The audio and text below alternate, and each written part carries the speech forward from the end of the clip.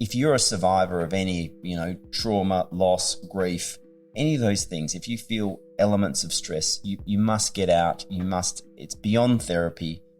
You must get out and spend a lot of time in nature, because nature heals you. The trees heal you, animals heal you, fresh water, ocean, whatever it is that's the key. Not the silver bullet, but it is the key. It's the door opener to your healing and a pathway to peace, which is a good quality of life. That was Clive Burcham, and you're listening to The Regenerative Journey.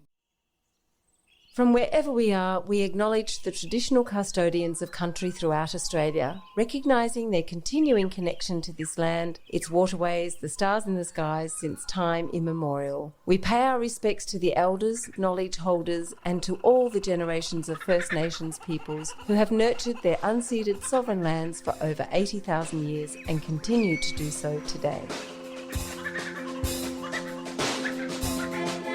G'day, I'm your host Charlie Arnott, an 8th generational Australian regenerative farmer. And in this podcast series, I'll be diving deep and exploring my guests' unique perspectives on the world so you can apply their experience and knowledge to cultivate your own transition to a more regenerative way of life.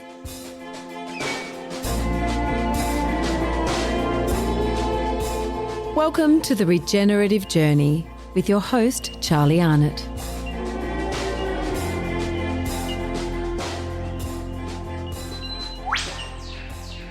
G'day, welcome back to The Regenerative Journey, and you're probably wondering why it's a bit echoey. Well, I'm back in my old office at the farm at Byron Bay. Thankfully, Andy and the team here have given me, and Blair Beattie from Farmer's Footprint, who's now occupying my old office space, and I tell you what, it's much prettier now than it was when I was here. So that's why it's a bit echo, and also, because it's knockoff time, there are a number of staff members of the Three Blue Ducks who are having a chat and a beer out the back. So that's probably why you might get a little bit distracted, as I apparently, clearly am right now. Before I bang on about Clive Burcham, a good buddy of mine who is the next guest on this episode of the Regenerative Journey, just want to remind you that we are running a webinar series 16th of August, 8 weeks, 7 weeks worth of wonderful experts talking about all sorts of cool things. You'll hear the ad somewhere during this break, and please don't step over it if you can avoid doing the plus 30 seconds thing. It only goes for about a minute, but we are very keen for you to listen to that and get along to that wonderful webinar series, culminating in a farm tour on the 13th of October at Hannah. We haven't had farm tour there for many years, so we're keen to open the doors again and just shift 50 of those tickets is all we want, just to keep it nice and tight. Biodynamic workshops are all happening. Just check on our website, charliearnott.com.au, for all of that caper. There's a few there you can choose from. There's also vouchers you can get as well. If you know someone who's kind of was sniffing around thinking they might like to do a course, you can just get them a voucher as a little gift, birthday gift, early Christmas gift, and they can apply that to any workshop that they care to. Before I forget, I just read this great quote. It's not sort of monumentally significant. I don't have a lot to say about it. I guess it speaks for itself. I can never remember his name. He's one of the Stoics. Epictetus, that's the man, who was a great influence on Marcus Aurelius, who was one of the emperors of Rome in about 100 and something AD. Anyway, this is from Epictetus. There's only one way to happiness, and that is to ease worrying about things which are beyond the power of our will. I know that's pretty obvious, but I just love listening, reading those things every now and again. I punch them out on Instagram quite often because I think it's that repetition of reading such quotes that is a really good daily reminder. So there you go, Steve Shit. Just thought I'd throw that one in here. Farmer's Footprint, lovely bunch. Blair, thank you for the office, doing some amazing things. I'm hoping Zach Bush is going to be here later in the year. I don't know. I haven't caught up with Blair for a while, but I'm hoping that he might be sniffing around this part of the world, which will be about 12 months after he was here last December. It's really keen to find out what he is up to. And just a bit of farm news, which has been really interesting for me. I bought some merino ewes the other day, about 550 merino ewes. Most of them were very, very pregnant. From Nigel Kieran, who's an old buddy of mine, we started our, dare I say, regenerative journey together in, 2004. We did Grazing for Profit together, an RCS course, Grazing for Profit in Cowra. And we revolved in similar circles since then. Some very close circles and some not so close, as in I just didn't see him for years at a time. But very excited, I have to say, to have some Karen Pole merino ewes running around the paddocks in Hannah. Going to be dropping lambs in a few weeks' time, about 6 weeks' time. And just excited to have merinos back. Get some decent wool. Might try and value add that. Beautiful ewes they are. And Nigel Kieran, what a clever guy. He's really done some amazing things. Amazing businessman, really good at applying good business principles to agriculture. And anyway, I just thought I'm just pretty excited about that whole thing right now. Just to let you know, I've just been doing some budgeting stuff and talking to Nigel about that today. So that is on my mind. Enough of me and the rabbiting on. Let's get to Clive Burcham. Not sure how much I mentioned about Clive in the outro for Kim Deans, but I met Clive through Angelica, my wife, and Clive was instrumental in Angelica going to Landmark Forum, which is where I met Angelica.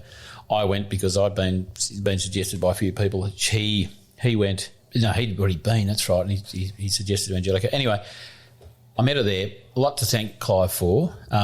We've been in touch, ever since, very closely, and really honoured that I was able to sit down with Clive, who has had an amazing life. I have to say, I tell you what, talk about swings and roundabouts and ups and downs and ins and outs. Very talented guy, very articulate as well. Just, through his, one thing that really stood out for me in our interview and as a friend of Clive's is that, he's very willing to share his trials and tribulations and his, successes and failures. It's probably not the right word, but his challenges for the betterment of others. And, this interview is an example of Clive giving and being so open and honest and transparent about his life, about his challenges, about his childhood, about business, about his life, about lifestyle, about, just, going off the rails, getting back on the rails and sharing that in such a lovely way. Bang on out there. But enough of that in case they start yelling outside there while they're having their staffies. Really excited to be releasing this episode. I hope you enjoy listening to this wonderful conversation I had with a good mate of mine, Clive Burcham, on the regenerative journey. Clive Burcham, hello. How you going? Mate, so good. So good to be here in your... Well, it used to be your place of work, didn't it? Yes, and you're still the principal, or not the principal, you're still the landholder. Yeah, I am a frightening landlord. I'm not really. I'm a beautiful landlord, apparently. Well, But it was this is the a place where much was created. We created incredible relationships. A lot of different businesses were created here, including Global Citizen was founded here and has gone on to generate $43 billion in pledges to end extreme poverty. So this is a great place to be talking about regenerative and generation. A regenerised Clive. Yeah. Well, mate, welcome to the regenerative journey and welcome to 63 Buckingham Place. Street. Buckingham Street. 63 Buckingham Palace. 63 Great Buckingham Street, Redfern. For those who want to break in and steal stuff one day. The taste of a new generation. We're here. Mate, thanks for your time. We've been chatting about this. We've been buddies for many years now. Yes. Thank you to my beautiful wife, Angelica, for introducing us many years ago. And we finally got to catch up without kids. Not that that's a good thing or bad thing. You and I having the chat that we've been thinking about for some time. Yes. There's lots to chat about. And I'm really appreciative of the fact that you have giving me your time, because it's an amazing story. And I reckon I probably know the tip of the iceberg. I know you pretty well, but I'm sure there's a lot that we can it's not about unpacking things really. It's not like, oh, we really got to drill on that and you've got to get to the bottom of it. It's like, no, just tell us what you think. So Clivey, tell us about, I mean, we're looking at, as I am known to do with my guests, we sit in a happy place. We're looking out a window. We like to have some greenery, some nature. We are looking through a window to some little paperbark trees out there, which is lovely.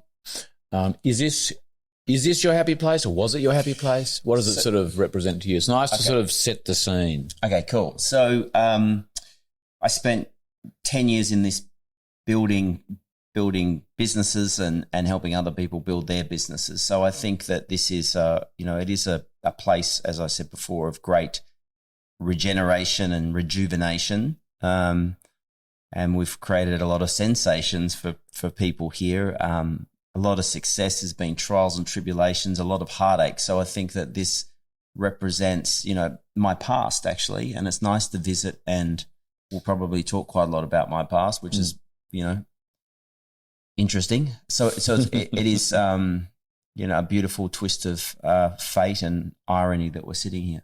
So it does mean a lot to me. A lot happened while I was occupying this building. We'd like to have been. It was convenient to be here. I'm in town, you're in town, so it's worked out a treat. We'll get to farming. Great. We'll get to the full circle. I was going to say the full circle from farming life in WA around back to farming life. New South Wales, north of Sydney. Let's go back there, mate. Let's go back to, we want to, I do, I'm sure my listeners do as well, understand your journey. And there are there's actually big swags of regeneration. I know there's some, dare I say, moments of deterioration.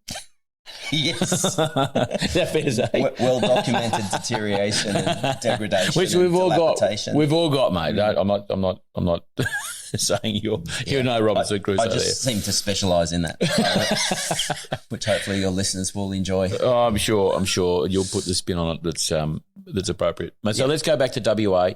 Sure. The year. Can we go back to the year that you appeared? I'll start just a little bit before that. My grandfather, at 14, left home with a horse and a gun, and started his first business. And by 18, he bought his first farm, and by the time he passed, he had acquired 12 farms, interconnected dairy farms, and he was one of the largest suppliers of milk by horse and cart, and then by truck, and then via his own dairies to what was then Nestle in Western Australia. And as a twist of irony, 30 years later, I was the largest supplier of digital services to Nestle Australia. So there was a beautiful connection there between my grandfather and I. But in any case, he was a very, I guess, a strong entrepreneurial farmer.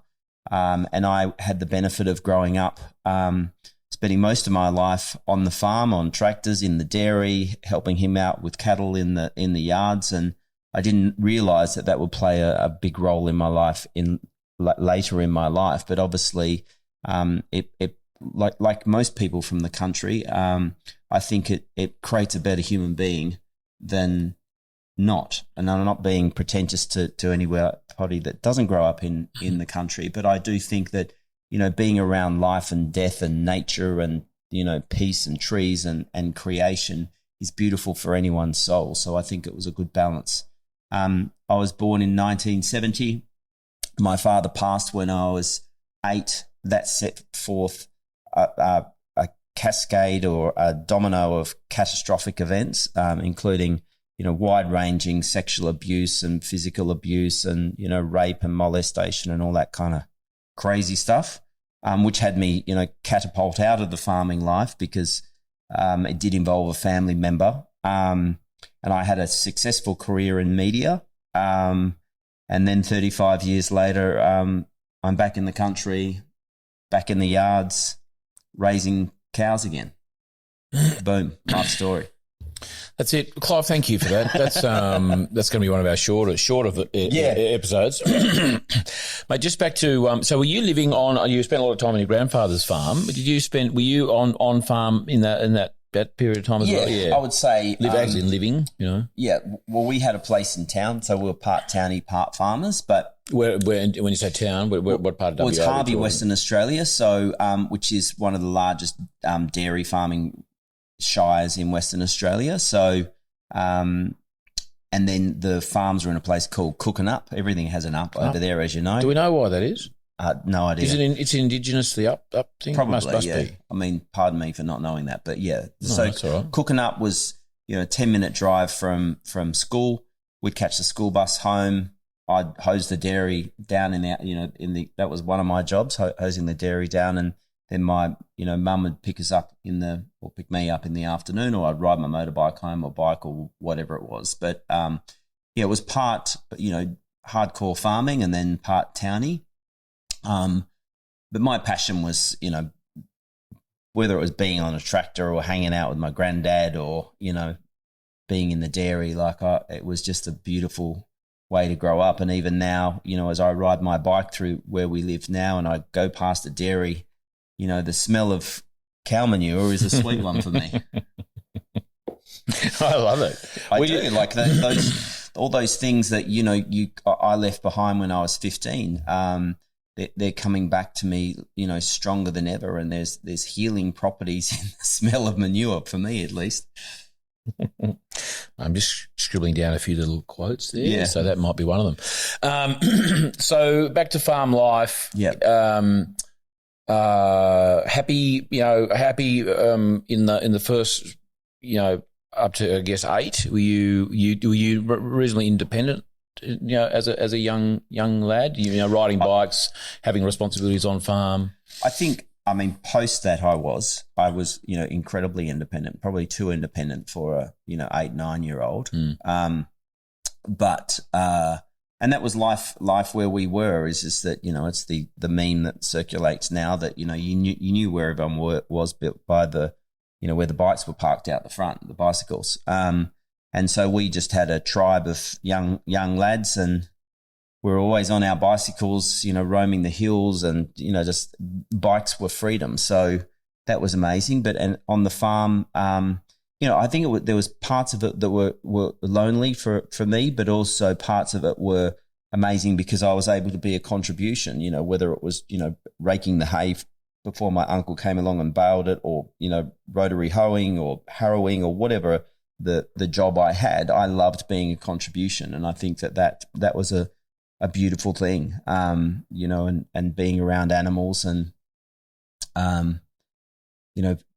I think starting something like driving the tractor through a gate where there is work to be done, and then leaving that gate later on, there's a sense of completion. It's a little bit like, I used to think of it as art, because the circles that you create, from a pattern on a tractor, or if you're starting in the middle, that is, and going around the outside, or up and down, it's actually beautiful when you see it from an aerial perspective. And I think that sense of order and completion played a large role in the rest of my life, which was a very, creative endeavor. So, yeah. What about the aspects of nature, as in, space, plants, animals? Yes. Where did it fit in? Where has it fit in since? You just mentioned the smell of cow shit. That's a signature smell. Well, you do smell. You got a bit of Tom Ford on this morning. That's far from Tom Ford meets manure. So I think, we all know that manure from animals is one that helps plants grow, right? So let's just be clear on that maybe crosses over to the human smells. I think the way that we were raised, and I can reflect on this now, that animals performed a function, and that was dogs and cattle, and they were a function of the way in which we lived and earned a living. So I think that was kind of distinct to now, because obviously, that's not necessarily the thinking of the modern world. And space, I don't think that you realise the importance of space and nature when you're actually in it until you don't have it anymore. And I actually have a philosophy on this, Charlie, about modern life, is just that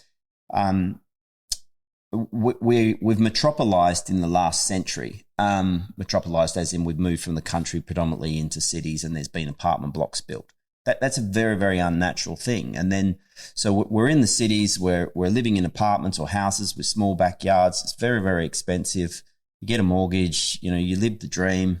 You're stressed out earning the money to pay for that mortgage, and you go, okay, I'll get a weekender or I'll get a farmlet or something like that so I can go away and just have a reprieve from this stress that I'm feeling paying for these things that I believe that I need to have. So then we've jacked up our mortgage by having the weekender to create the breath from the money that we're earning to pay for the mortgage. So I think that's kind of, I believe we've got an arse about.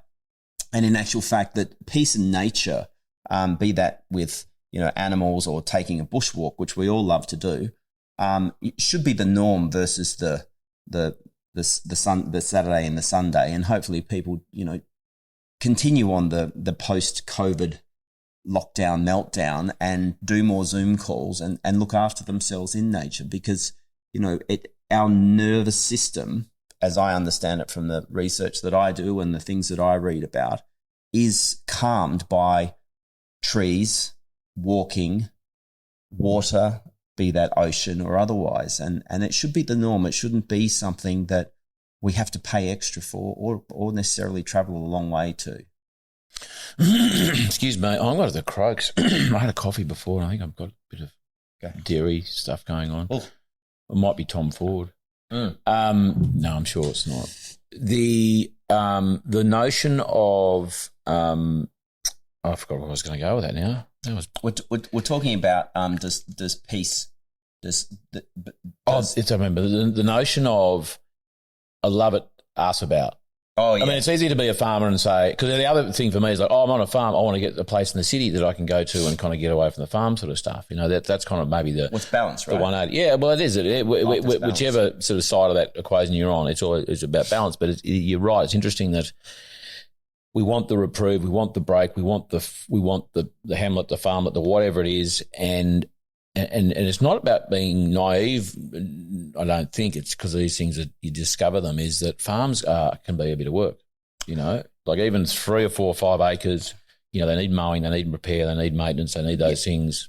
Okay, so I'm having a discussion with my partner at the moment about, size of farms. And I think what you've got to do there is work out, do you want a bigger lawn to mow or do you want peace and a farm? And I think that there's a distinction between 5 acres, 150 acres and 1,500 and whether you can generate an income.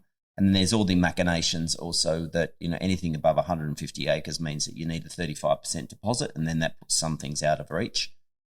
So I think that's where the noose of debt and mortgages, I think, is got to be carefully considered. But the work is good work, though. And I think, like I've gone from the flashy heights of, my business career to now, waking up and, in gumboots and feeding the calves and doing all that manual stuff. And sometimes I think, do I really want to be doing this?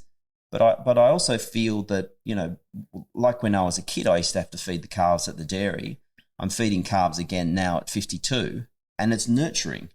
I think anything that we can do in this life that nurtures ourselves, and you really only nurture yourself by nurturing others at the same time, or probably that's a little bit untrue. I think that you do have to nurture yourself first in order to be able to nurture others. But in nurturing others is actually when we grow most. So I think that some of that manual stuff, get over it. Oh, totally. I think, but I guess not you. No. But I think there's this sort of, there is that romance of farming, and there is, and that's a whole other conversation around. That's actually like the people who think farming is romantic are the people not farming, because they have the idea of cows and hills and sunsets and it's all lovely, which we all have as farmers, and we are there. This is the thing; it's there every day, and it's certainly something we have in our vision and our values, is that we seek the romance in landscape, because and it's about like having not an affair, because that conjures up all sorts of things, but just having a playful relationship and one of appreciation and compassion, and there is romance. There is like the sort of the dance of that relationship that you can have with a landscape. And I think that's what's really missing in a lot of landscapes. Understandably, it's a place of business and family, and that can be a big ask for people to sort of step back into that. So I guess for people looking to buy farms and things, if they can retain that sense of romance, get the work done, and be realistic about what's required, I guess, that's a thing. And there's probably a business opportunity somewhere there to sort of enroll people into the idea of like it's not all beer and Skittles. Yeah. It's a lovely, lovely thing to do. And at the moment, not a bad investment either. Yeah. So I think as I'm, approaching the farm that we're moving into, it's big and there's a lot of work, and I've felt moments of overwhelm, like going, how the hell am I going to do this? But that overwhelm is usually an invitation for you to reach out and find the who in your life that can help you do the how, which is a subject of a book that I'm reading at the moment called Who Not How. So whenever you feel that sense of procrastination or overwhelm, it's just an invitation of like, you know what, who can help me? And miraculously, or not so miraculously, just the nature of people in the country is people are helpful. People are kind. Like, it's crazy how people are helpful and kind because their stakes aren't as high. And what I mean by their stakes aren't as high is that their life is enriched and rewarding, generally speaking. Their mortgages probably aren't as, killing, probably. I don't know whether this is a fact. Versus in the city, I think that we're under so much pressure to get to the next meeting, to, look good, feel good, have good, buy this, buy that. Like, there's so much pressure. And I think that, capitalism is in some ways, fantastic, but also keeping up with the Joneses is unfair. And I think that does go on a lot in the city, in that you're exposed to a lot of what I would call propaganda through marketing and communication and advertising, that you need that next thing, buy that next thing, have that car, etc. That, I think, creates stress. It creates comparison. And it kindness goes out the window. Whereas I think in the country, when you're taking on a big project, it's kind of easy. It's the same as in the city, actually. When you have good neighbours, life's much easier. Finding that environment where you have good neighbours is universal. I guess at least in the country, you've got a buffer, haven't you? You've literally got space. In the city, like you're living in a, in Surrey Hills. We're in a city. So I spend part of my time in a city and part of my time, in wide open spaces. I'm very, very lucky. We're very lucky. Like my partner and her kids and my kids, they have a very good life, and I see the importance of both of them as a balance, which I think is what we're talking about, which is,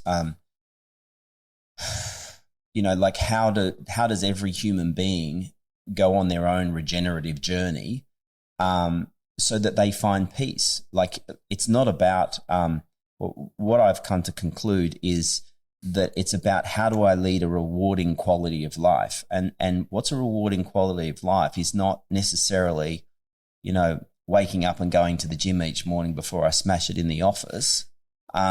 It could be something completely different. And I think, dare I sound bombastic, but the great thing about the journey that I've been on, surrounded by great people, is that I think I had it all materially, and people would have looked on the outside and gone, wow, look at that guy, he's amazing. And people do say that. But in actual fact, I had nothing.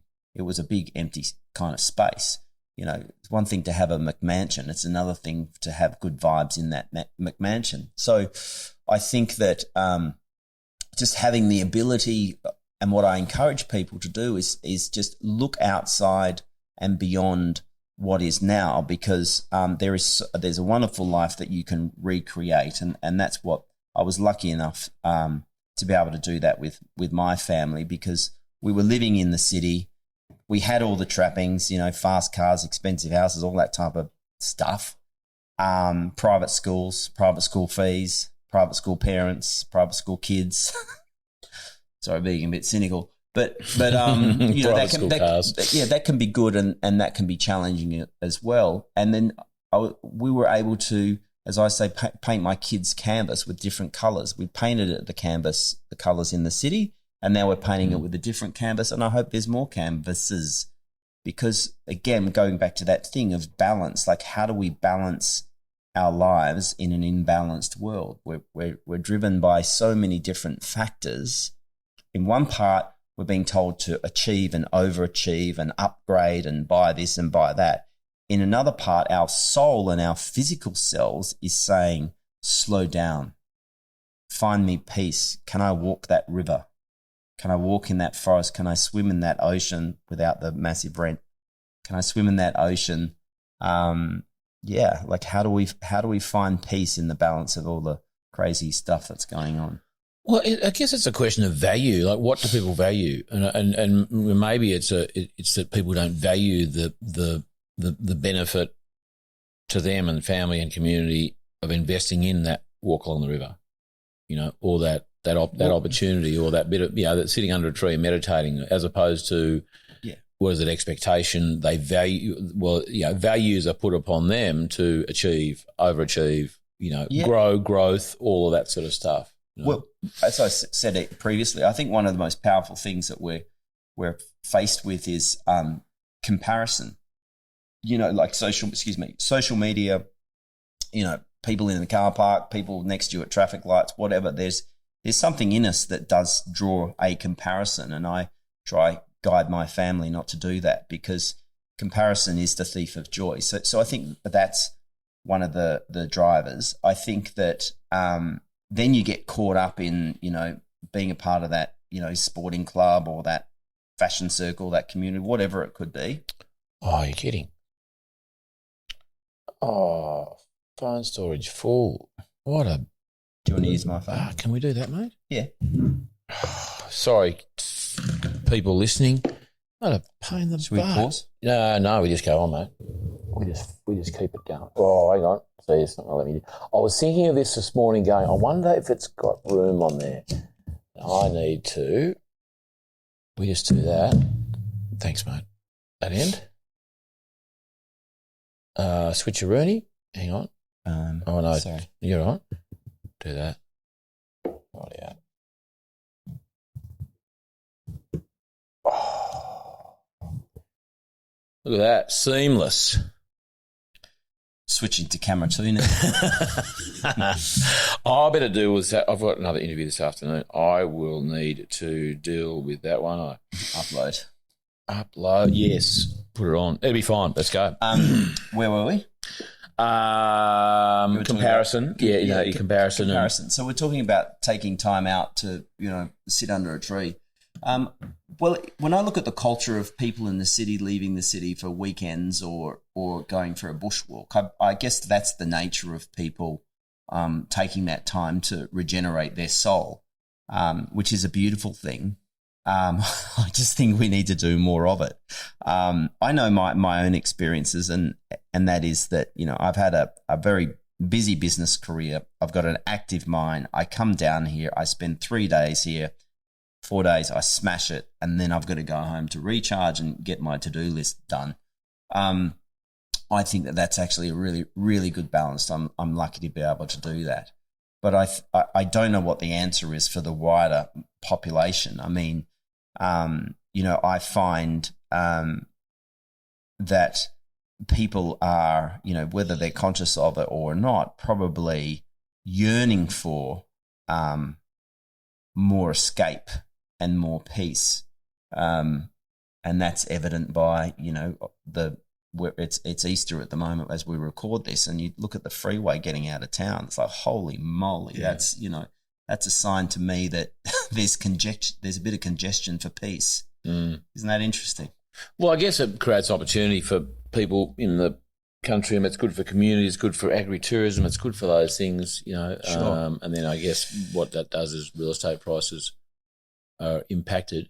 I want to go back, Clive, to WA. So no, don't be sorry at all, because this is how we roll. We just go where it needs to go until the storage is full. Yeah, I know. Oh, what a Anyway, I can deal with that later. Yeah. Clivey, 15, left home at 15? Yes, I got a job at the local TV station. I taught myself to write, edit and produce. Can you imagine being 15 and being surrounded by TV cameras and edit suites, etc.? Like I was just like a Why kid that? in a candy shop. Why? I don't know. I think, as I was saying with some friends of mine, I had dinner with last time, well, their children actually, they're all in their teens, left school, university, and we're talking about careers. And I said, you know, you can't choose a career chooses you. And there's too much pressure on young people to choose a career.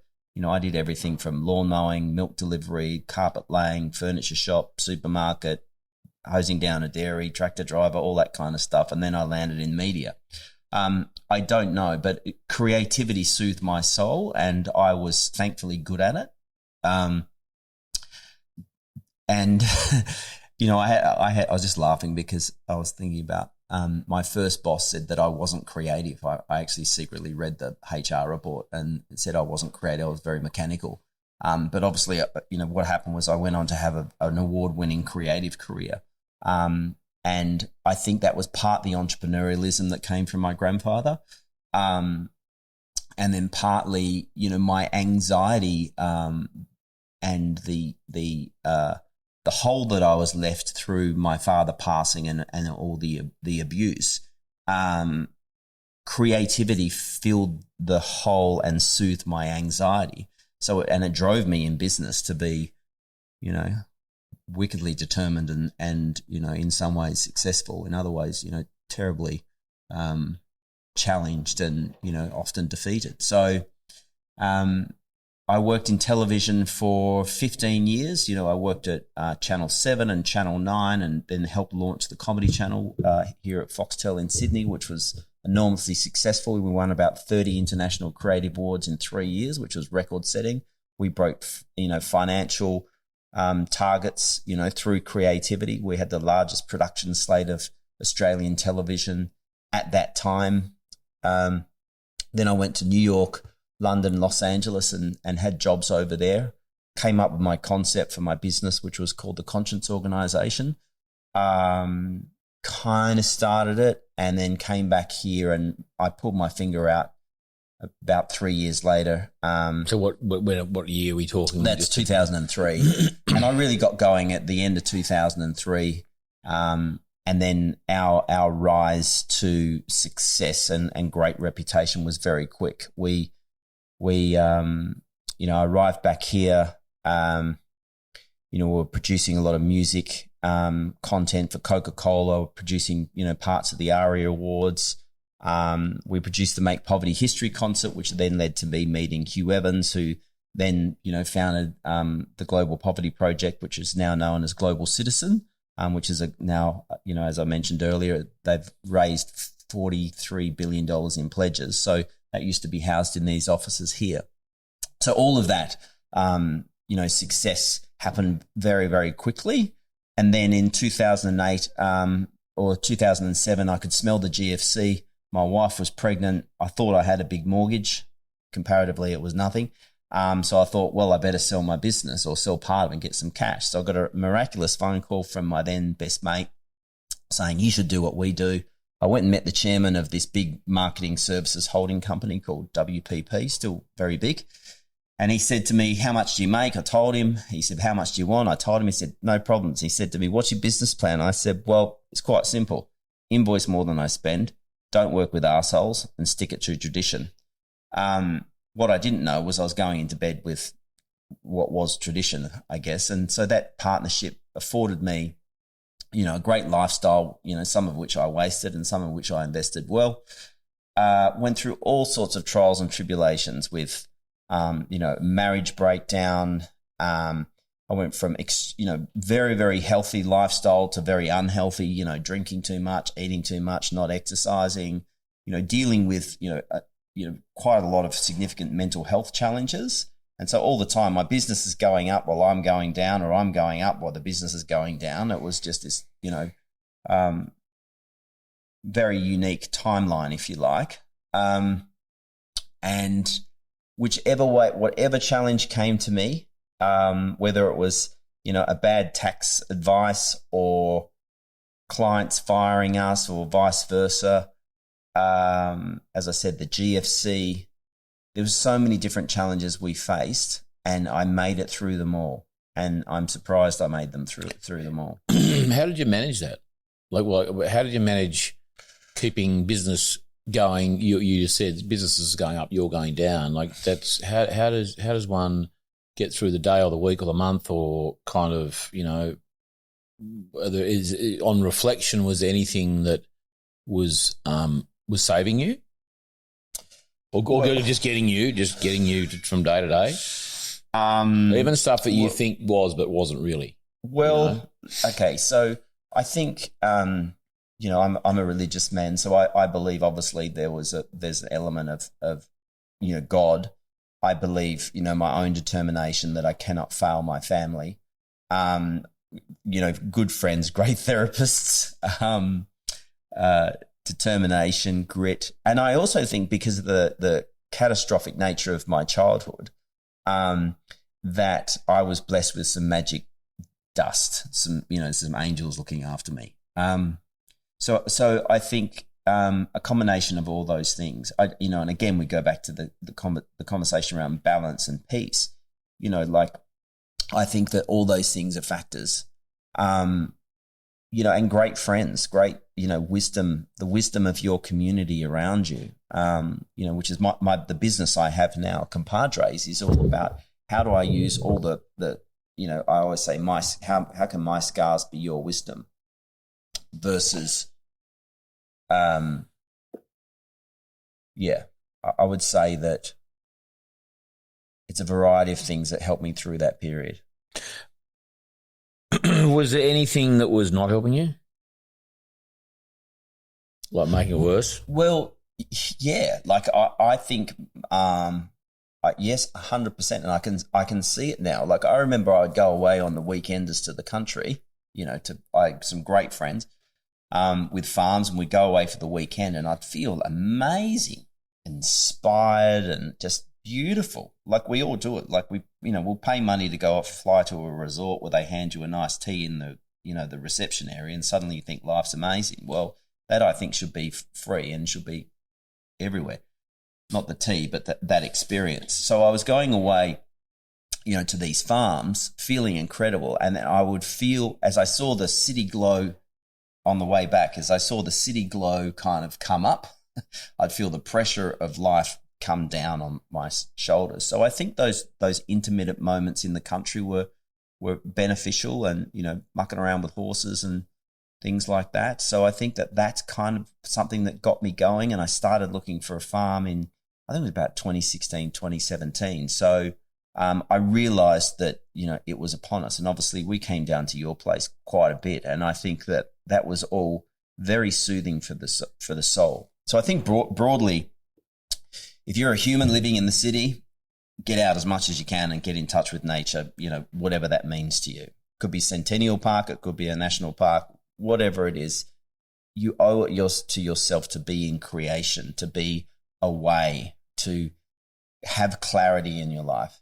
There's that piece. If you're a survivor like I am, it's imperative that you spend the majority of your life in creation. You must, there's if you're a survivor of any, trauma, loss, grief, any of those things, if you feel elements of stress, you must get out. It's beyond therapy. You must get out and spend a lot of time in nature, because nature heals you. The trees heal you, animals heal you, fresh water, ocean, whatever it is that's the key. Not the silver bullet, but it is the key. It's the door opener to your healing and a pathway to peace, which is a good quality of life. How do you think your experiences, 8 to 15, the traumatic ones, inform your behaviour, your I guess your pathway, your journey in adult life? And that's probably a whole nother podcast. It's a whole nother podcast. Catastrophic. And only what you want to. No, I can. So I think catastrophically, I have been diagnosed with complex PTSD. I have had a bunch of mental health challenges, but still successfully ran businesses, created a loving family, and, great friendships. So I think that was, it was catastrophic. I'm very, very, very lucky to be alive. What the amazing thing about you, Clive, is that you are alive, and the journey you've been on, as that I've known you, those years, that you were able to run a very successful business, multiple businesses, retain multiple friendships, be an inspiration, and be a mentor for so many people under what, and many people didn't know about any history. It's just Clivey, he's on a roll, he's doing his stuff. He has his ups and downs like anyone, and you're able to be successful in the world. And yes, you've had your challenges, but this is one of the amazing things about you, and why we're having this conversation is you've come out of that. Yeah, and you have as what would you say before your scars be your scars? Yeah, may my scars be your wisdom, because I led a life from, let's just say, 10 years, might be 5, might be 10, might be 20. I led a life that was not high quality. It might have looked high quality, but it wasn't. And so I very much want people, particularly in business. Again, that's what my new business, Compadres, is about, is making sure that entrepreneurs and founders and CEOs, or anyone, is realizing their potential, i.e. that their physical life matches their aspirations and their goals, because you should be living a rewarding quality of life, not a life of survival, but a life of thriving and happiness and self-expression and love and kindness and hope and peace. So I think that, during that period of time, I wasn't living a great quality of life. Like I had enough, resources to get through, but I think I was getting through.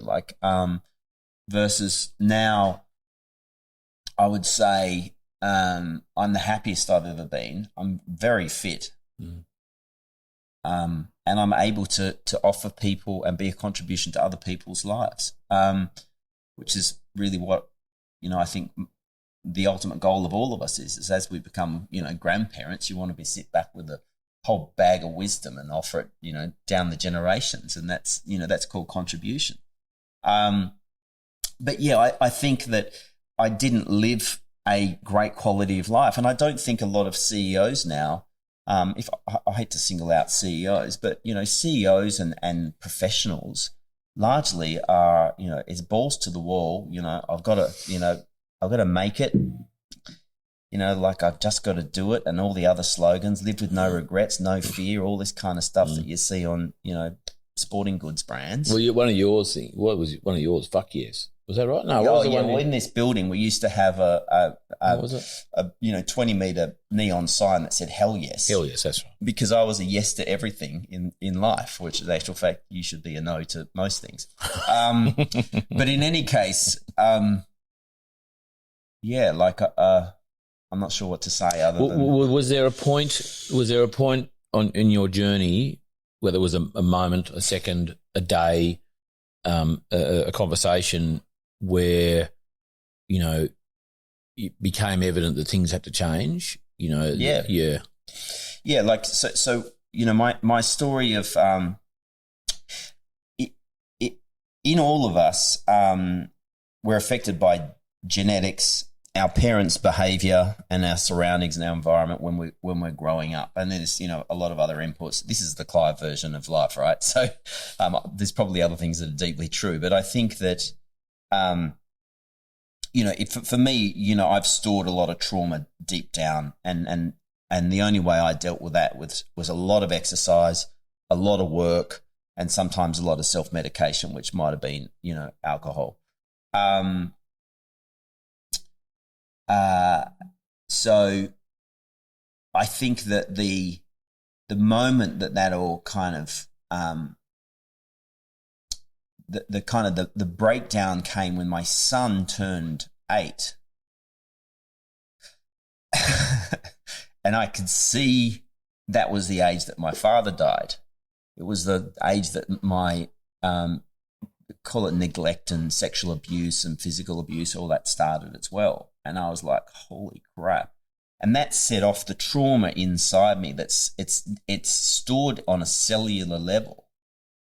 And that same cellular level is soothed by, we talk about trees and nature, is soothed in nature. So that was the moment that triggered a very strong message. I'd get to lunchtime and I'd be shaking.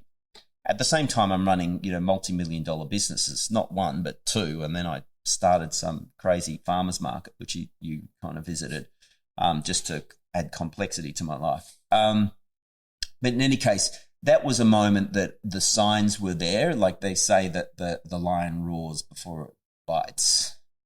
And the lion roared and then it bit. So I had I would say a mental breakdown. How that manifested was just, like physical shaking. And then one day I woke up in a situation that I didn't feel good about, and I said, okay, I'm changing my life. And on that day, it was July 24, 2018, I committed to just health and well-being.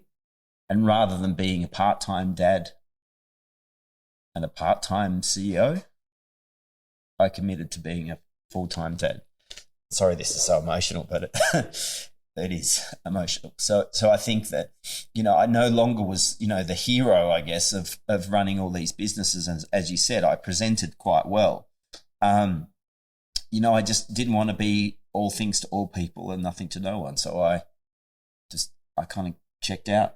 And when I say checked out, it wasn't like I had a, mental breakdown and, walked out the door. It was a slow release. Like I decided, you know what, I don't want this many clients. I don't want this many staff. I want, more peace in my life. I want to be with my kids more. And that's what I did. And then ultimately, towards the end of my 40s, I just left town. I moved to the country and closed my businesses down. As you know, homeschooled my children for 2 years. We rode horses, slept in, just had a beautiful time, and found peace and defragged from years of overachieving and being, that guy that, people probably rightfully or wrongly thought was amazing, because I don't think he was amazing at all.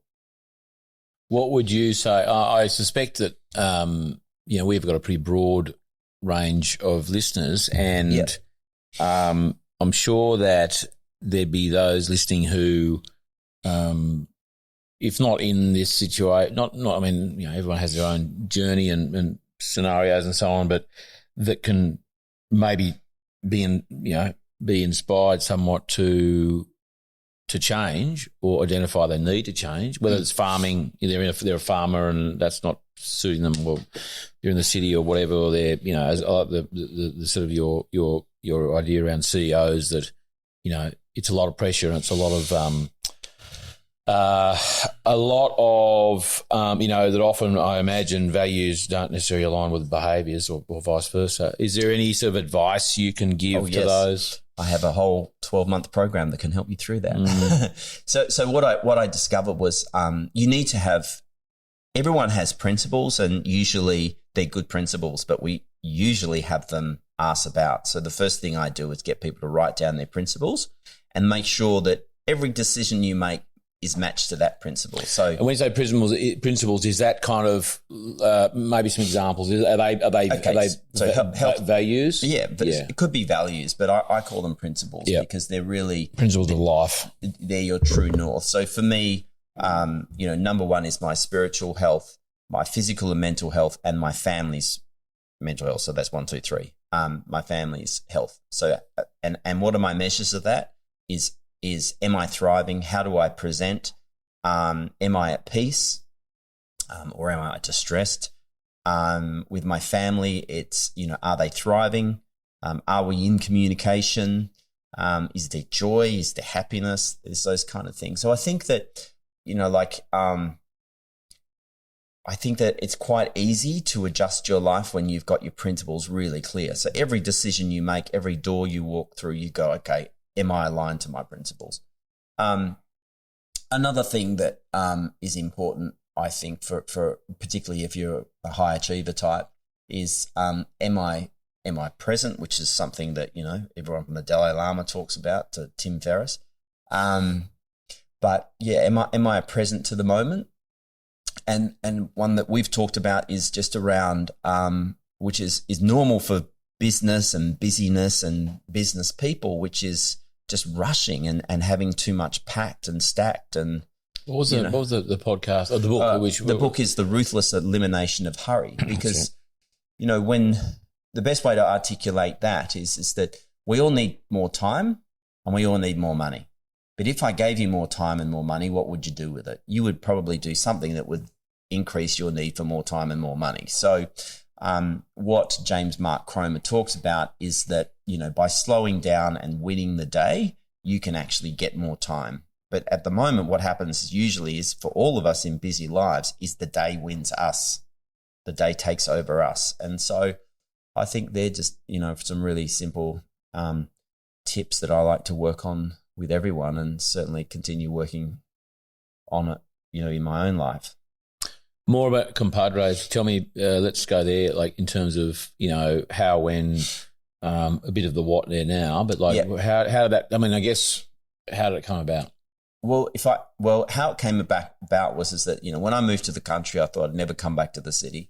In fact, I enjoyed not coming back down here, but then I met my partner when I was down here. She's a very, very busy human being. So I'd be off catching up with old business colleagues, and they'd be like going, "You've got so much to offer. Every time I sit down with you, I feel inspired. You need to be doing stuff. You need to be here," and whatever. And so I thought, okay, well, the audience has spoken. So I realized that I did have a lot to offer. Do have a lot to offer. So I started Compadres, which is all about helping people, particularly, founders and CEOs, or I'll help anyone actually, realize their potential. So let's look at what your life is like right now. Like, do you have principles? Are they mapped out right? Are they aligned to your goals? Because a lot of high achievers are crazy bastards. A lot of people that start businesses, by definition, you need to be a bit crazy. But, are you going to, kill yourself or your partner or your family or harm people on your trajectory to achieving that outcome? And so it's really guiding people to make sure that they're living a quality of life to achieve that outcome. And I'll help them get there quicker, and hopefully not make any of the mistakes that I made or that other people have made that that I know about. So it's a beautiful business to be, to help other people grow is, not unlike farming. It's very rewarding. What about the practical side of it? Talking about phones, social media, that sort of stuff. I know you're not on it as much as you used to be. No. Oh, I'm still, well, not that I know. Yeah, screen time. Yeah. So I think, if it doesn't inspire you or bring you joy, take it out of your life. And that could be in your wardrobe, your garage, or on your Instagram feed. Like if anything is a distraction, unsubscribe, whatever it is, whether it's emails, Netflix, someone who doesn't bring you joy on Instagram, a friendship, a business relationship, whatever it is. I think that you need to have discipline to just follow the joy. And also follow something that educates you, follow something that inspires you. Cut out stuff that makes you feel muggy or gluggy or burdened by something. And that includes debt. Like, get rid of the debts of life or the repayments, back off on e-commerce or all the trappings that are prevalent and accepted in today's society are actually the things that are undoing us at the same time and creating that stress. So some of the practical things that I talk about, when I'm giving, whether it's a keynote speech or, this podcast or talking to some one-on-one is declutter. unsubscribe. I'm a massive fan of clean inboxes and just cutting out things that don't bring me joy, that don't align with living a rewarding quality of life. Talking about quality of life, one, just to jump back to your world, out of compadres there for a minute, horse riding. Yes. What does that mean to you? I mean, I kind of know because I see and I hear, but that was quite the departure from Ducatis. Ducatis and Porsches. so I think, like I'm 52. Like I grew up around my grandfather had horses, and obviously he had thousands of cattle as well. So, but the smell of a horse kind of always brought me back to this nurturing moment and memories from my childhood. Horses, as we know, in equine therapy have a massive role to play in people's lives. Not unlike dogs, I think. They're great for your central nervous system. And so I just find when I, put my nose into the neck of my horse and take a deep breath, I'm taken back to my childhood, and I get this euphoric feeling in my body and my soul, and I just find it, deeply transformative and peaceful. And I think that that's helped me heal a lot. I also find that, when you're out with your kids or your family and friends, and we do a lot of riding, it's like the secret sauce for conversation in that everyone opens up, and you have these conversations, particularly with my children, that are just beautiful and vulnerable and kind and peaceful. And I think that kindness and peace comes from the horse, and the freedom that the horse probably brings to the suite of inputs that we have as humans. Yeah, it's beautiful. I want to go back to COVID. Because it's just a thing. It's a point. Well, no, not. What's the word? Practically, or but in terms of it's a point on everyone's timeline now that we can't really sort of escape. How did you? I mean, you being up at the farm, I guess that was kind of cool. Well, it was part of the drive. Like we were living in the eastern suburbs of Sydney, and when COVID hit. My daughter was home from school. She was getting bullied at the private school. So she just said, I don't want to go back to school. So we switched to homeschooling. Homeschooling then led to us being in the country more. COVID enabled us to be in the country more because there was less, pressure to be here. Stuff. We might have broken a few lockdown laws. Dan Andrews. Oh no, that's Victoria. No one's. Fauci's not listening to this, so you won't get in trouble. Look, I think that I got a lot of positives from that experience, and I feel sad for the people that haven't had positive experiences and are dealing with the repercussions of that. But it's actually soothing to see that, I always say that time tells truth, and the truth we're seeing right now. I'm not a mad anti-vaxxer. I'm certainly not a mad pro-vaxxer. What I am, excited about is that time is telling truth, and from that truth, people can make adjustments to what they listen to, where they listen, and who they listen to. That's the thing that I've learnt most from COVID is just the complexities of media and reliable media sources. Because again, I say to anyone who will listen is that if you want to get depressed, watch the news, and be very careful where you're getting your information from. There is a lot of independent journalism platforms on YouTube. So Kim Iverson, Breaking Points. There's some great resources out there that just kind of give you a little bit in the middle of what Fox News might tell you and what CNN. You have to have different balancing things. It's like when you're doing a great soup. It's not all onions. Like you need some carrots and some lamb if you're into that kind of stuff. You have to have. It's very complicated. When your mum and dad were growing up, or my mum and dad. They'd watch ABC News and maybe, whoever else it was. Religiously. It was a trusted source of, I'm not saying ABC is not trusted, by the way, but you could rely on the news media. Whereas and it used to be separate, treated as a separate P&L within a media organisation. So, the newsroom was one part of the P&L versus, normal program and advertising was a separate part of the P&L. And when they merged, when you had to drive for shareholder value, etc., the newsroom was suddenly influenced by the sales department, and it is very much so now. And that's probably where we saw the degradation and the reliability of news. So when was that, you reckon? What point did that happen in the industry? That's interesting. Well, I worked in newsrooms for a very long time. I don't know, but let's just say the 90s and 2000s. Yep. And so, unfortunately, it's not driven by the things that we thought it was and perhaps we grew up with. And that's complex for parents, because how do we, if I'm raising, 3 kids and whatever it might be, how do I get my information and decipher that? Like, I'm not a scientist or a geopolitical kind of expert.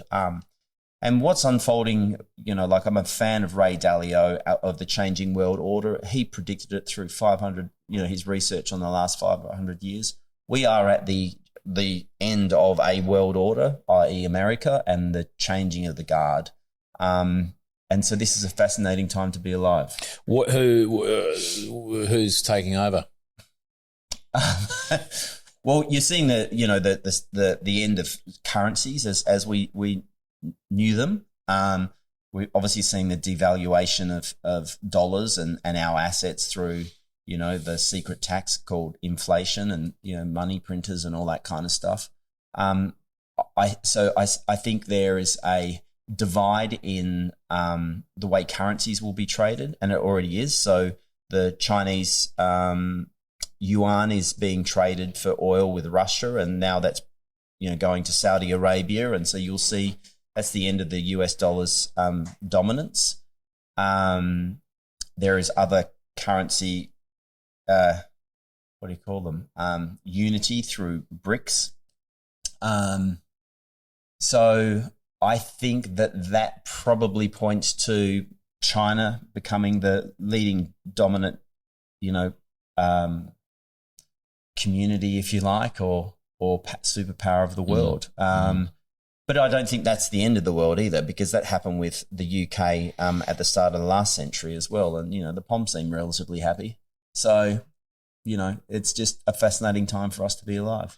And what are you doing anything in preparation for any of that? Is there anything? Yeah. Oh, yeah. So I believe, so obviously the fiat currency, so the cash dollars that you and I are used to, I think that's obviously been eaten away by bad management of governments, of our currencies, and our economies. I believe that, governments are ineffective and inefficient. They do good things, but in terms of money management, that's evident because of the value of our dollars has gone down, 93% in the last, couple of decades. So I would hedge your bets. I would put some money in something secure. This is not financial advice, but, I've certainly invested some money into crypto. I've got some money in, some lithium mines. I've got some money in agriculture. I've got some money in other real estate, and I've got some cash. Just spread your bets, because gold. Don't have gold, but I do recommend gold.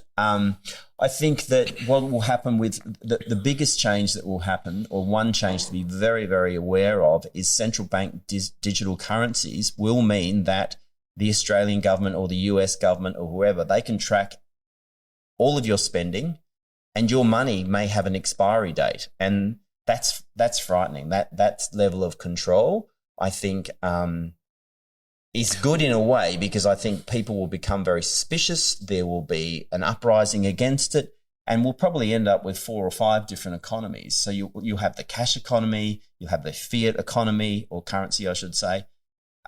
You'll have the crypto economy, you'll have the climate economy. We'll probably go back to barter, like when I was growing up, my grandfather would trade, cattle for watermelons or whatever it might have been.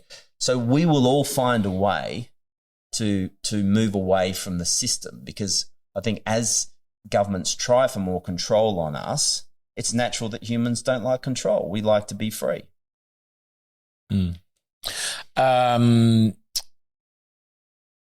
What about? I'm just fascinated with where that's all heading, because it's, I imagine. Do you think that there's a lot of conventional economists, advisors, accountants, wealth creators who are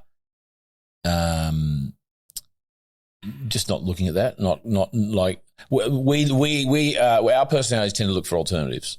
Yeah, but of course. Like, I think, if I'm the head of bank X and I'm the head of, wealth for whatever the bank is, that's my job. I've got a big ass mortgage. I'm probably going to toe the line on things. And so I think the systems, if you like, that are in place that have been around, like banking is based on trust and faith. That's what it is. And when you don't have faith, there's a bank run. And that's what happened a few weeks ago in LA with SVP. So I think that you're always going to have people that believe certain things and recommend certain things because that's what's paying their mortgage. But not unlike the news and the information sources that I spoke to you about, you have to be educated in a variety of different things in life, including, what medication you put into your veins, what food you eat, and where you hold your money and where you think the future of money is. And again, like, I do use YouTube, if you like, as a source of information because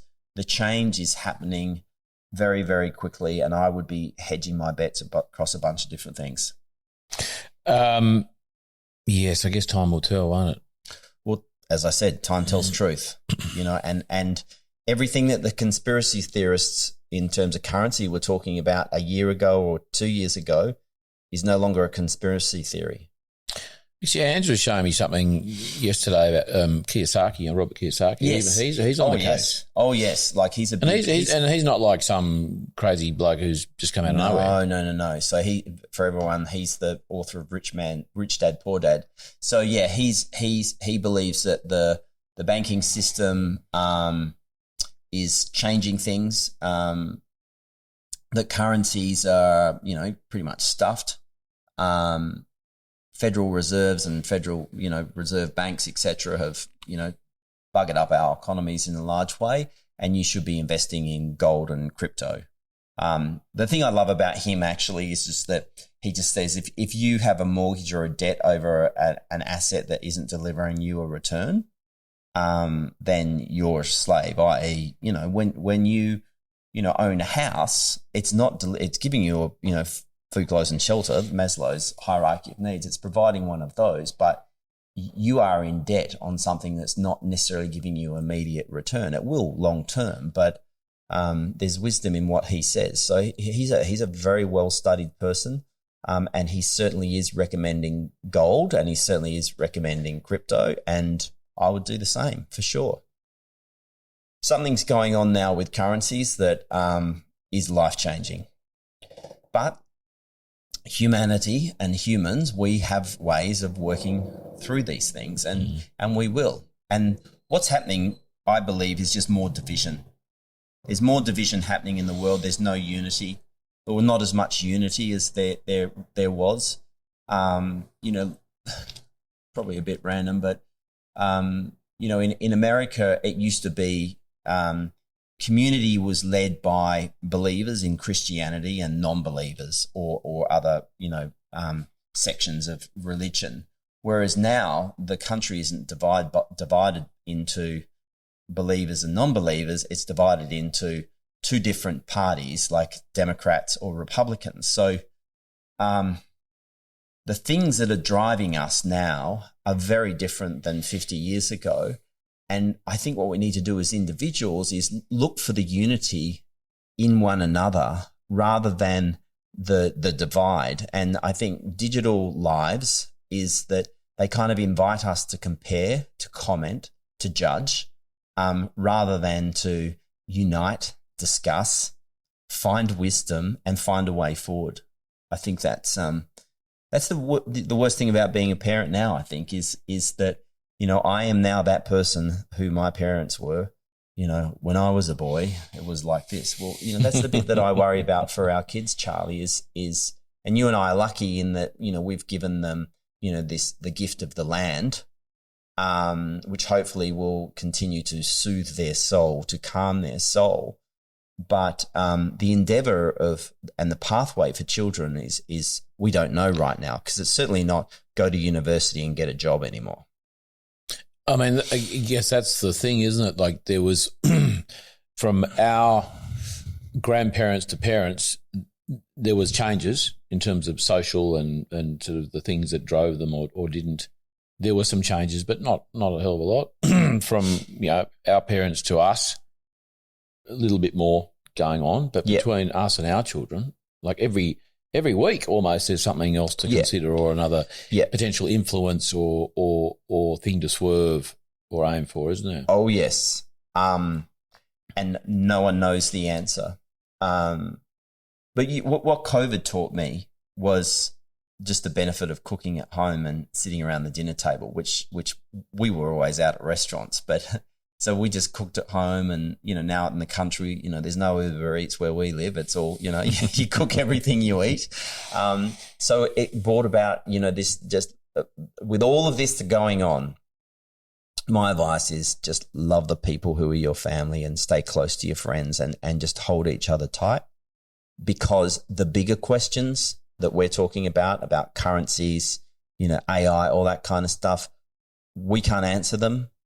Time will tell truth. We just have to love one another and, tell one another we love one another, because I think that's the only thing that we have. The rest is a game. What are your thoughts on AI? I don't know enough about it other than I obviously mucked around with it a lot. It's going to change the world. It is changing the world. It'll change the world very quickly. And again, humans, we have a miraculous way of adapting. I just don't know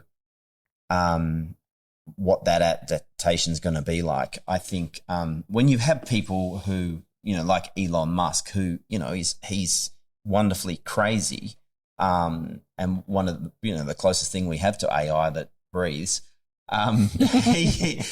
When he's saying, calm the farm, let's cool our jets on this, that's an important voice. But unfortunately, humans are we're driven by progress, evolution, and shareholder value, unfortunately. And I think that,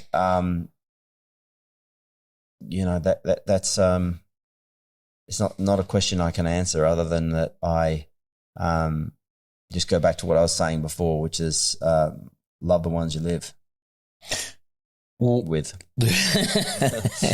Tell me, for those who are looking to move out of the city or change their situation, moving to the country, young couples, families, whatever, is there any sort of tips you can give them in terms of preparation? Hell yes. In doing that? Okay, so try before you buy. Like go, rent somewhere. Yeah. If you are able to do that, try before you buy, and once you're there, you'll never look back.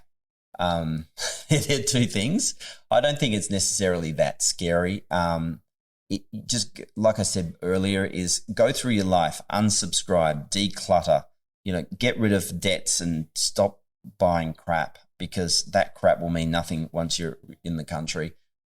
Just empty yourself of responsibilities that really, everything you buy costs. It costs you money and it costs you time and it costs you space. So get those things out of your life. Start to defrag, so that when you move to the country, you have less stuff to move, but also there's less stuff, that's a burden on your mind. I think just try before you buy, and follow the joy. Just follow your heart. Like it's the best part is actually the exploration and try and find somewhere. Like where we've landed was completely unplanned, and just go with the evolution of the changes. We used to say in my business is you pitch polka dots and you sell pinstripes. So just write down your dream, right? Go out and try and find it, and be prepared to be swayed a bit, because I've got this saying, it's not mine, but it's one that I use all the time, is how do you make God laugh? Tell him your plans. So, but, you know, do it, because the rewards are, you know, you can't beat living a rewarding quality of life, and that's definitely what you get. Any like specific questions you would suggest that I guess because it's generally the parents who are making these decisions in a family sort of context, or the adults there, that they might ask each other or ask of themselves, like, you know, that like, you know, reasonably specific questions about that help them, I guess, create a filter to then guide them to a spot. You know, I mean, there's obviously how many hectares do I want, or, you know, distance from Sydney, or those sort of things. But is there anything else that kind of you asked yourself, or you didn't and wish you had, to kind of help you distill? Because you've been doing it for a few years now. Not that there's a time frame that you need to have done it by, but you've had some time to try a few different, you know, rental situations, and you've had, you know, is there any other things that you think are critical questions that one might ask of each other in that, who are looking to move out? Well, be prepared to be surprised, and be open to, you know, unexpected, you know, wonderful surprises. Sorry to be so broad, but I think the further you go, the more peace you will find. Definitely. If you want to, you know, straddle city life and country life, then obviously you're limited to, you know, 2 to 2.5 hours.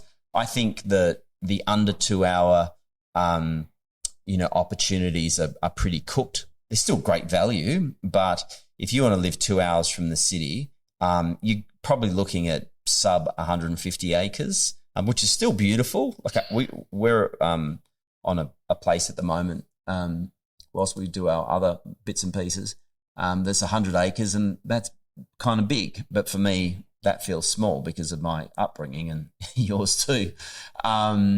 But for some people, that's enough. If you want a working farm, you need several hundred acres, which then attracts all sorts of different complications with loans, i.e. you need 35% deposit versus 20% deposit, and a bunch of other investments. So, I mean, my way of looking at it is that, like, I don't want to hear anyone's stereo, and I don't really want to see anyone's house lights. Okay. So there's a criteria right there. Yeah. But that's just me. Whereas my partner is kind of, she's not quite there, and I understand that. She likes to know there are other people around. Yeah, she does. So yeah, I think just follow. I mean, this sounds cliche, but, you know, your heart, you know, write down your criteria, get on the road and enjoy the exploration, enjoy the journey, and the right place will present it to yourself. My story, which, you know, is for another time, is incredibly miraculous and sprinkled with angel dust. Never in a million years would I have thought I would have be doing what I'm doing right now. So, you know, it's all good. It's a great journey for people.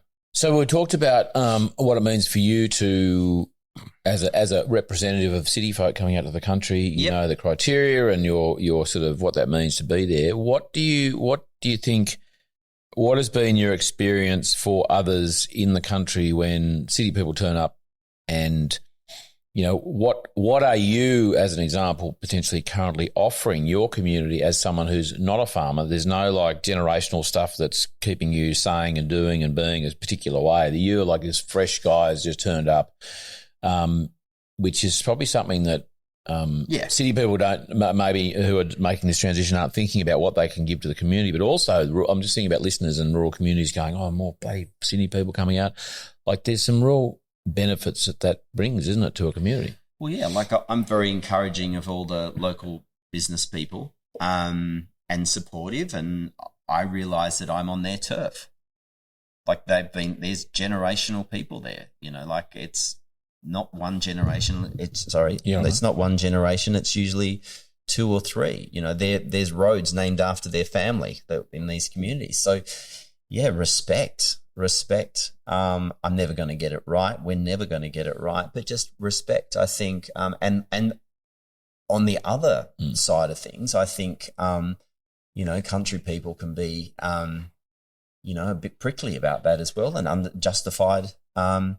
But also understand that we're all on this earth together and we need to guide each other and just try to do that in a very kind and polite way. But, I think if you're coming from the city, I've definitely been the city jerk off and probably still am. I've got a bit more empathy because I'm, was born in the country. But, Do you start with that? When you meet someone, I'm from the country. Well, it's the same when you go to France. The first thing you say when you go to France, because you speak English, is that I'm not from England. I'm from parlez-vous Australia. Australian? Yes. You're received much better. You want to make sure they know that. Yeah. So I do think, but those communities need injections of finances and funds, because what's happened over the years when I've gone back to visit where I came from is you can see that the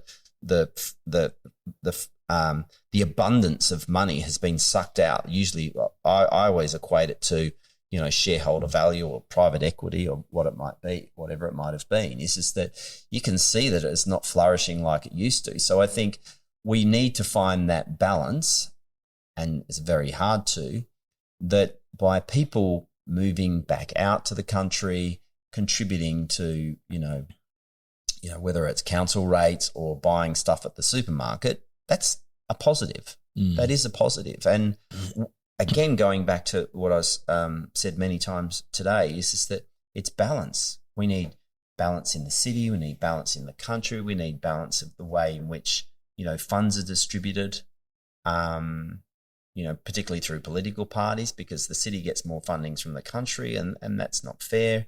Balance is super important. Also skill sets too. I mean, there's, just like someone like you with your creative background and your different perspective on life, turning up and, in some instances, and certainly for others moving to to the country, they bring with them their skill set of whether it's marketing or creativity or whatever, because farmers are going, I don't know how to do social media. What's this shit? Well, I think that what happened with most people in or a lot of people in the community where I grew up was just the farmers didn't evolve with the times. So they started off as, hardworking farmers, but they didn't adapt to technology, and they, some of them went out of business or their children didn't want to continue with the business. I know with the guy our farrier who does our horses, I've increased his revenue by yearly revenue by 10%. He thanks me all the time because I've said to him, these are the things you should be charging for, and this is the way you should be charging. And he thanks me, every time we have a bit of a board meeting when he's doing the horses, and I get a bit of a safety check. So he is literally one of my compadre clients. But if you're from the city, how can you be a contribution? Go back to that thing that we had, a couple of generations ago, where we were all a contribution to our neighbour. Like our neighbour here in the city, his name's Peter. He's amazing. He's over there helping move some furniture while I'm sitting here, which is ironic. But, love thy neighbour. Without being biblical, but be a contribution to people. Clivey, we're going to probably wrap it up. We are going to do a little Q&A after. Cool. I'm going to go drain the spuds and get a drink of water, and make sure I've got enough space on my machine before I leave. But we'll do a little Q&A, and that Q&A will be available to our Patreon community only. So if you want to hear some Patreon. For those who don't know those, I'm not going to tell you the questions that Clive's going to ask. Well, I might actually. There's questions. Questions around what makes you irate, what makes you excited, what projects you've got. Yep. Are you I won't ask that one because that'll give it away. The old billboard one. For those who've been wondering where the question is, where that's been, when I asked my guests that what would they put on a billboard if they had the opportunity on a highway somewhere, you'll just have to join Patreon to find out. And you get that as a Q&A between seasons, and you get a whole lot of other stuff. You get a monthly webinar we have with our guests. Clive will be on one of those webinars at some point. And we have the Patreon app where we post videos and all sorts of extra stuff. So for $10 a month, you get all that. I reckon it's pretty cheap. Cheap as it's too it's one amazingly overpriced coffee or two shit coffees in your month. That's pretty much all it is. Yes. So we're going to do that, Clive. Can I just say what a lovely, wonderful conversation we've had, and a human that you are, and that you've been so transparent, as I knew you would and have always been. And it's been a real honour to sit here and have the chat. We're going to do some more Q&A, and I'm not sure when this is going to go out in the world, but we'll have show notes. We'll have any links to any your compadres website and books that you mentioned. Anything else yes, that you might want to put on there? Yeah, I'll give you as much information as I can to share with your good people out there. Thanks, Clivey. That's been Charlie. awesome, and we'll do the Q&A, and we'll have a little break in a second. Spud emptying. Drain them spuds. And next week on the Regenerative Journey, my wonderful guest is Scott Gooding.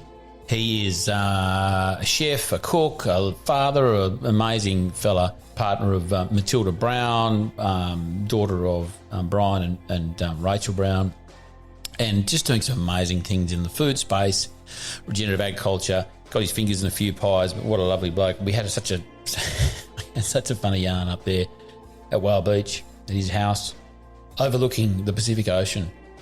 That's next week. We went everywhere. We went into some unexpected areas too, I have to say.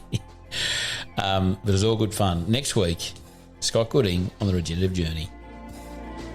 This podcast is produced by Rhys Jones at Jaeger Media. If you enjoyed this episode, please feel free to subscribe, share, rate and review. For more episode information, please head over to www.charliearnott.com.au.